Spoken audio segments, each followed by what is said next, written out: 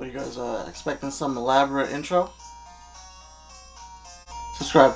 What is up, you guys? Welcome to the collective. My name is Furman, and in this video, this is not a regular video. We actually have a little bit of a challenge this time. This was actually pretty hard and took me a while to set up, but let me start from the beginning. So on Instagram, I've been meeting a lot of YouTubers on Instagram, and I've had a chance to talk to them and get to know one another. And I met this one really cool guy named Andy, and his YouTube channel is right up here, and it's called The 90s Are Rad, and that's because the 90s really are rad. If you weren't born in the 90s, then you're basically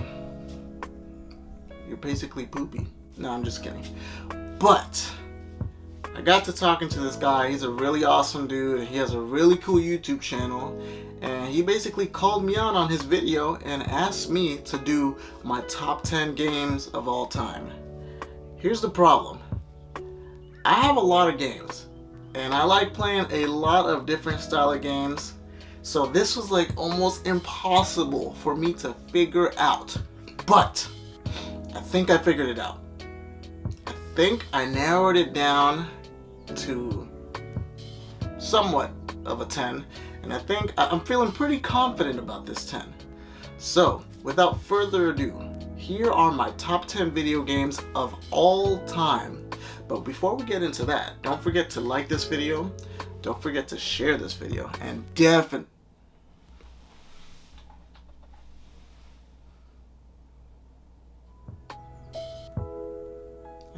don't forget to subscribe to my channel, because I just turned my light off accidentally.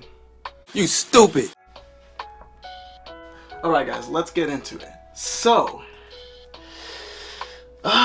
video games. Honestly, if I were to do this, if I were to do or give it more of an honest take, it would really have to be me just doing like a top 10 games of each console, because each console has so many good games. It is unbelievable. I mean, we're talking Super Nintendo, we're talking Game Boy Advance, we're talking GameCube, PlayStation, Xbox. There's so many different consoles, so many different games, and I feel like they all are really good. Well, not all of them, but most of them. The ones that we play, the ones that we really cherish. But that's beside the point. Let's get into it. At number 10. Number 10. Don't judge me. But I had to go with Mega Man Battle Network 5 Double Team DS. Now I know you guys might say this is probably not the best one, and why didn't you pick number 6? Because number 6 is awesome, but number 5, this game right here on the DS added so many features that no one gives a crap about, but that I absolutely loved.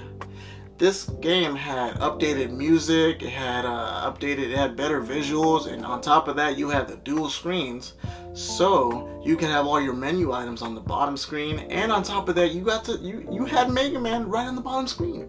He was on the bottom screen the whole game, or at least the majority of it. Not to throw out any spoilers, but yeah.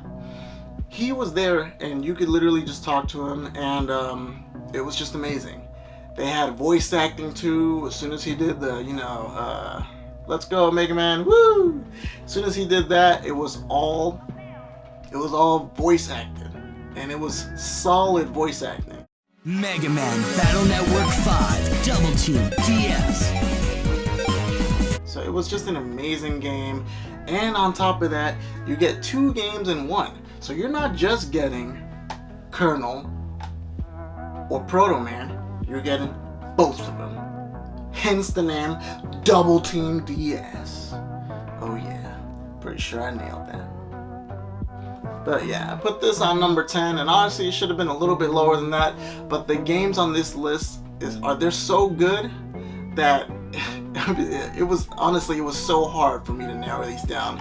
But I really tried to do it, and we're gonna get into that. So yeah, number 10, Mega Man Battle Network 5 Double Team DS. Now on number 9, I had to go with Mega Man X4. Mega Man X4. Now why would you say I picked Mega Man X4? Why wouldn't I have picked Mega Man X1, which is really a cult classic, and they did a remake for it on the PSP? I had to go with Mega Man X4 because this is the one game that I can go back and play anytime. Like, I literally just finished beating this game last month. I could play this anytime, and it's difficult enough to where it's fun to play, but at the same time it's easy enough to pick up. And because of the fact that I've played it so much, I remember where everything is at. I know where all the armor pieces, the heart pieces, and all that kind of stuff. So it's challenging while at the same time being fun. And on top of that, you know, you get cheat codes, you get the what's it called?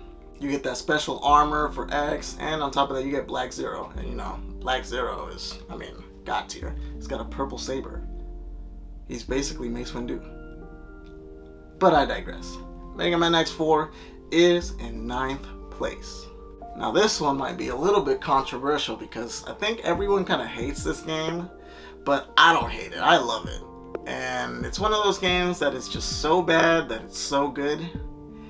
In 8th place, I'm going with Alundra II right here. I'm trying to, if you see me spinning it, it's because I'm trying not to get it to glare. But that's Alundra II right there. Now this game is an absolute cult classic. I mean, it's so good. It is such a good game. And by good, I mean it is horrible. But that's what adds to the charm.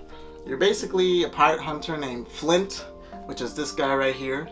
And you're going across the world and you're getting into mischief and blah blah blah. There's pirates in it, and then there's like magic, and then there's keys that are being used by the evil magician to rule and take over like monsters and stuff like that. So yeah, I had a funny story with this. When I bought this in the 90s, it was me and my older brother, and we were gonna pick either this or we were gonna pick Lunar 2.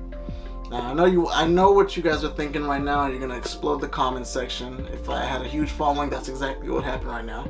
But I know that Lunar 2 is an amazing game, and I know I definitely should have gone with this one, but I don't regret this choice. I don't regret it at all. One, I didn't play the first Alundra, so I wasn't, expecting this, kind of JRPG that is what the first Alundra was. But I went in and got this one, and we got it, and I ended up enjoying it. The cast of characters are really funny, and the pirates are really funny because they're really stupid. They're just like, it's just really badly drawn, and it's just a terrible game, but I absolutely love it. Still haven't beat it, but I'm on the way to beating it now. So hopefully I'll beat it one of these days now. So yeah, that is number 8. This is number 7. This is a game that I can pick up any day of the week, any day of the month, and I will automatically have fun because it is just so good. Sonic Adventure 2 Battle. This game is an amazing game in and of itself. Yes, I know that it's buggy as heck. It's not as buggy as the first Sonic Adventure, but it is so good. For one, they added Shadow the Hedgehog, which is like this edgy mother who, he just kind of does what he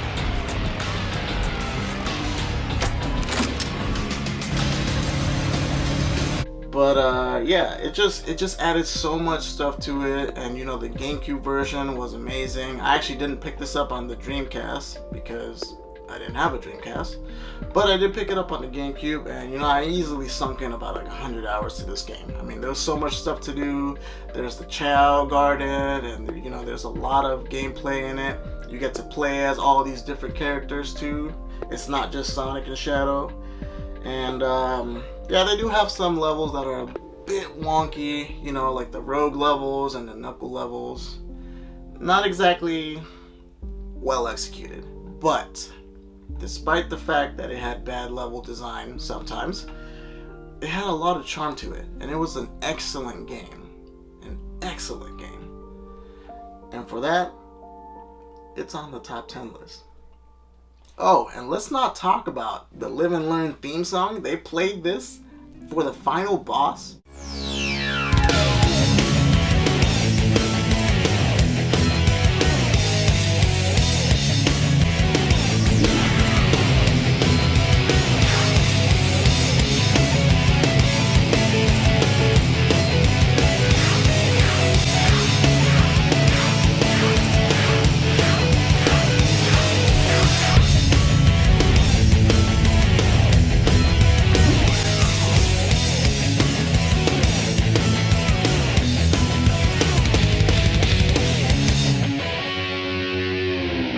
I mean, who wasn't hyped?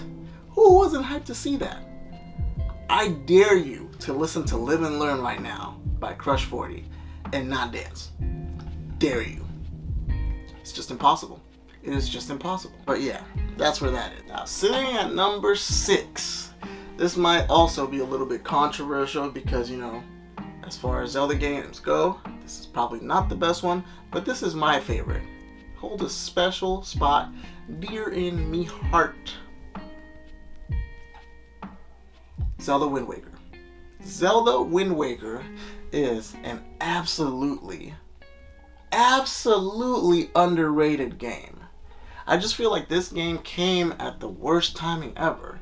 It was right after Ocarina of Time and Majora's Mask, and all the fans were hyped up to see a cool, edgy adult Link going and doing super awesome, edgy stuff. And we didn't get that. It kind of, if anything, it kind of seems like Nintendo kind of digressed when it comes to that. So they went backwards on what they wanted to do, and you know, they gave us a cartoon Link. But despite that, this is an awesome game. This is one of the most uniquely made Zelda games ever. I mean, just the fact that there's like so many, Link has so many expressions in his face. Like, he's just always looking around, and you know, his eyebrows are doing things, and it is just well crafted. The combat style, extremely fluid. Perfect game. The only flaw that this one had is, you know, the loading times when you were on the boat.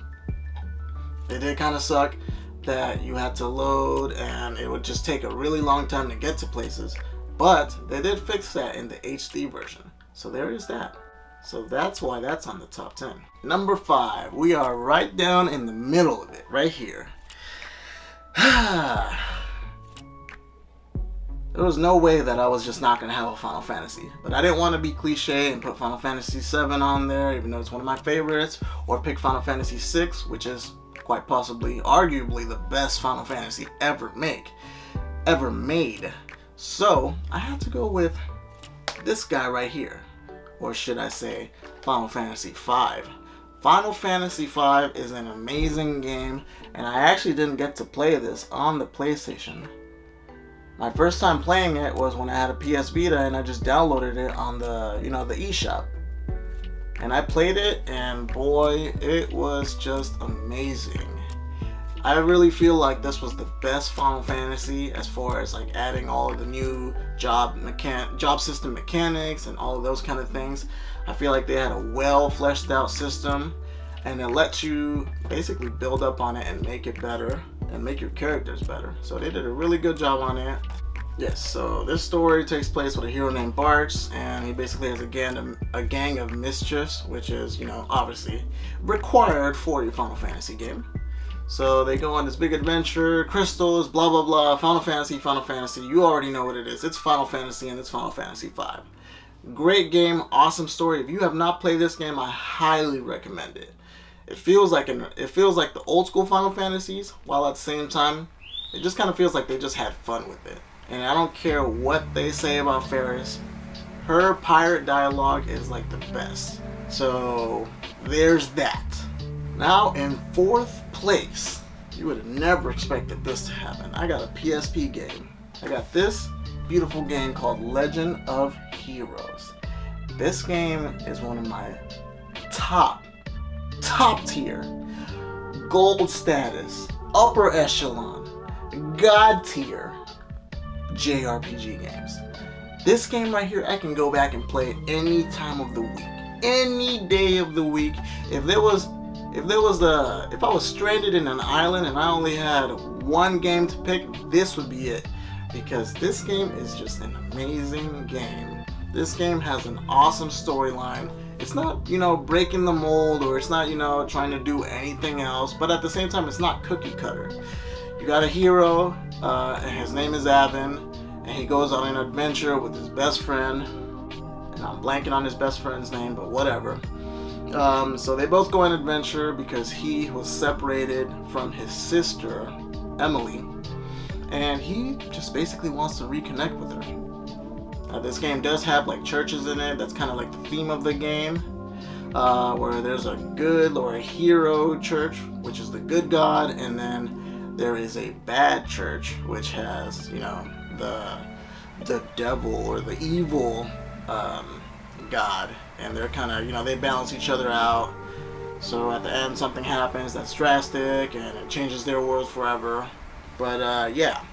I don't feel like the new Legend of Heroes compares to this game, because of the fact that these games are just absolutely gorgeous looking. They have kind of like a chibi semi-pixel look to it, but very HD looking, and it has a solid storyline. And the best part about it is that this is a trilogy. So there's 3 of these games, and each one gets a little better, although the second one was not that good. But the third one, which I haven't beat yet, is a lot better, 10 times better. So I highly recommend this game. Alright. We are getting so close to the end of the video. And if I must say, we are on the top 3. So don't forget to subscribe to this video. Definitely don't forget to share this video. And definitely don't forget to like this video for more awesome content just like this. Third place. This was a very hard choice because I really wanted to pick Metal Gear Solid 2, but I had to go with the Twin Snakes. Metal Gear Solid, the Twin Snakes, is basically an HD version of Metal Gear Solid, the original one for the PlayStation. So they basically made it so that it has like PS2 graphics. The game looks amazing. The dialogue is spot on. It's pretty much the same game, but with, you know, some added features, and it just looks way better. I played this game so many times that I actually broke disc 1. And that's another thing. This comes with 2 discs. How cool is that? Woo! But yeah, I played this game so many times that I actually broke the disc. I beat it in almost every difficulty except for extreme, I believe, just because that's just impossible. I collected every dog tag that you can get on it. It's just a solid game, and the fact that the GameCube got this is a GameCube exclusive. You see what it says right there? It says only for. GameCube is the only guy that got this thing. Amazing game. Top tier. If you love Metal Gear Solid, you should absolutely have this in your collection. Highly recommend it. So this is 3rd place right here. Second place. Now you guys are starting to notice a little pattern here, right? I'm crazy about JRPGs, so yeah, can't do really much about that. Second place is actually 2 games because of the fact that I just couldn't pick. But they're both the same game though, so it's okay, right? It's okay. And this is actually where I agree with Andy. I didn't have Pokemon Crystal, but I did have Pokemon Gold and Pokemon Heart Gold. These games are top tier. This is, to me, is literally the best Pokemon game ever made. Mostly because of nostalgia, because I do believe that Pokemon Black and White and Black and White 2 are better as far as the storyline goes. Yes, I know I am using the nostalgia goggles, but I just love these games, man. They just came at the perfect time. I was already a huge fan of Pokemon because I had gotten Pokemon Red when I was a kid. So I was already like, oh man, this is such a cool game. I never expected them to drop a sequel, much less another Pokemon game. And yes, this is a sequel to it. This is a sequel to Red and Blue and Yellow. So yeah, they went out there and they just absolutely knocked our socks off. You have color, like actual colors. We're not talking about the colors that they put in, which is more like a, what do you call it, like a more like an overlay where, you know, one time was blue, the other one was red, then another one was green. No, these are actual colors. The Pokemon have colors too, which is so cool. And at the same time, it gave them so much personality. Like, they truly did feel like actual Pokemon, and they looked like it. They didn't just look like a blob of sprites, you know. Like, they actually look like Pokemon now. And on top of that, you get 2 regions. This has never been done in Pokemon history to this day. So that's absolutely historic. Yes, and I know there's a lot of complaints about the fact that Kanto was pretty bare bones. But at the same time, I also understand that, you know, they just kind of threw it in there as a bonus. So I'm definitely a huge fan of these. And as if they could have made it any better. Like, if they literally outdid themselves. They went from this to this.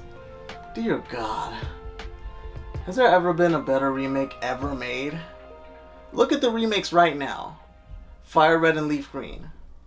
Heart Gold and Soul Silver. What's next? Omega Ruby and Alpha Sapphire. And you know, the Diamond and Pearl remix that we just got. None of those compare to this bad boy right here. They just added so many cool things. The fact that you can walk around with your Pokemon. I mean, we didn't even see that. The last time we saw that was in Pokemon Yellow, and they just threw that in there. Absolutely amazing. You get both regions, and they both have more content to do. So, you know, there's a lot more.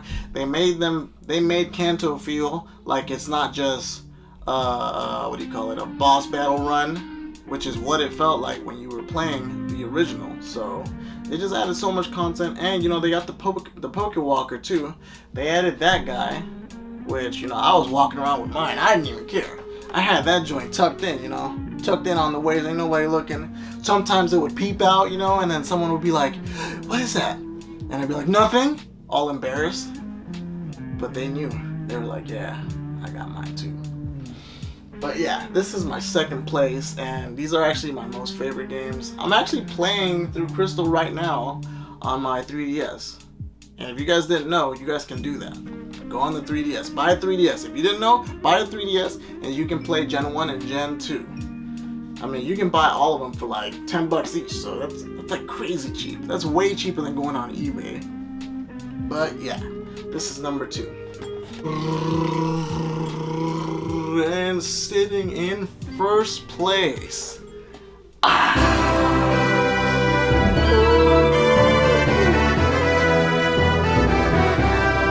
This has to be my most favorite game ever created. Ever created. I can play this any day of the week. And I know I've said that, but I didn't mean it for those other games. But I do mean it for this one. I can pick this up any day. And it is just such a good game, and it is just so well crafted. And not only that, it comes with a sequel. And guess what? They were released within a year of themselves. So this came out, you played the heck out of this, and you were like, "Oh my god, this game is amazing." And then they were like, "Hey, guess what? Here you go. Here's the second part of the game." Originally, this game had been designed to be one game, but because of the fact that it was so massive, they had to turn it into 2. Thank you, Jesus, is all I'm going to say about that. Thank you, Jesus. God, this game is so good. Just the battle system is so amazing. It is like lightning fast, it's really quick. It feels like you can like basically mash A, but at the same time it's like very unique. Because of the fact that you have gyms in it. So you have these little, kind of like Pokemon, where you gotta catch them all. But you have to basically get them and add them to your party, and they become your partners, and they can even talk to you and everything. And they help you solve puzzles and riddles in the game. They're not just for battling. Also like Pokemon. Wait a second. But this game is just so good. So good. Such a good story. Such an amazing story. We got a silent protagonist, which is exactly what you need in a JRPG. I mean, what more can you ask for? Boys. Alright, guys. Alright guys, thank you so much for watching. I really appreciate Andy. Go check his channel out. He has a really cool channel. Go give him a sub if you like. His channel is The 90s Are Rad, so don't forget that. And as always guys, thank you so much for being here. Thank you so much for tuning in. And looks like we're not going to hit 1,000 before the year ends. But man, we got so close. I mean, round of applause to you guys. I mean, thank you so much for supporting. Thank you guys so much for watching my videos. I really appreciate you guys. And let's keep it moving. And as always, don't forget to like this video. Don't forget to share this video. And definitely do not forget to subscribe to my channel for more awesome content just like this. Peace.